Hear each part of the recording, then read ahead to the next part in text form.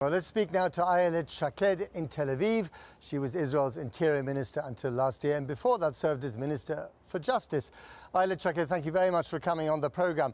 I just wonder what your reaction is to something which I heard from one of your most decorated soldiers, Ralik Shafir, the other day. You know, he was the man who launched the attack on the nuclear reactor in Osirak in 1981, and he told me that going into Gaza with ground troops, even if you kill Hamas commanders, is a very bad idea, because the amount of damage, especially to the civilian population, will be so enormous, it'll just create a new generation of Hamas leaders. What do you think?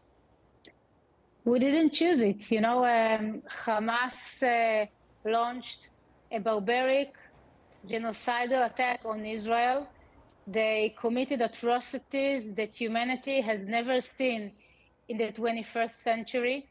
And we just didn't have a choice. After they slaughtered our babies, they murdered our women, they murdered whole families, they did horrible atrocities, and tortured children.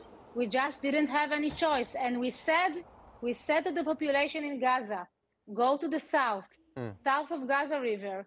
But the Hamas used their own population as a human shield. But this soldier, this Israeli soldier, was telling me that actually you do have a choice. There is a clever way of doing this that does not create an even greater threat for Israel down the road, saves thousands of civilian lives in the process, and doesn't isolate you in the region. And the government at the moment seems to be saying, we don't care. I don't think that the government don't care. You see that we didn't choose this war. For many years, we just hope that we can live next to each other. But after the massacre on Black Saturday, we realized that it's either us or them.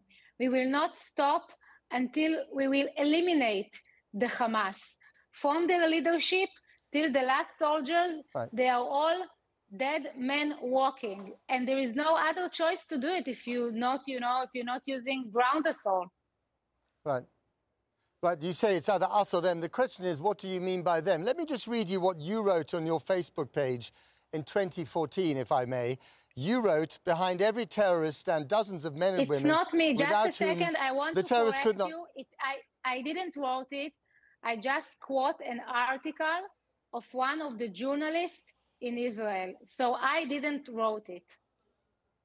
Right, because can I just finish the quote there? It says essentially that, you know, Palestinian civilians, including the mothers of terrorists, need to be killed in order to make the threat go away. So you're telling me you don't believe that? Okay. No, I didn't wrote it, but I want to tell you something, that one of the terrorists called his parents after he murdered an Israeli young woman. And he called his mother and father and said, Mom, Dad, I just murdered an Israeli woman, and I murdered 10. And you know what his parents told him? Right. Go ahead, son. Well done. Murder more. Does that mean that the father or the mother who replied in that way is a fair target for the IDF? No, it's not.